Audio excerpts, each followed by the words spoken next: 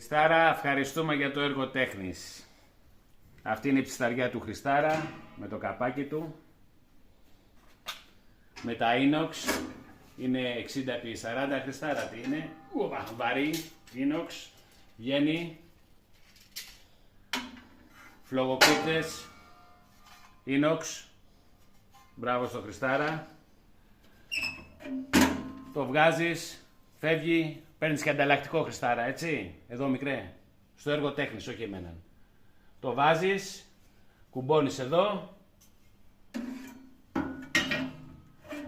Να τη δούμε και στη χρήση. Και μαλάκας να σε δεν κάνεις λάθος. Μπαίνει εδώ Χριστάρα, όμορφα, ωραία. Βάζεις και τους φλογοκρύπτες. Εδώ στα τετραγωνάκια, να κουμπώσουνε. Κούμπωσε. Αυτό εδώ.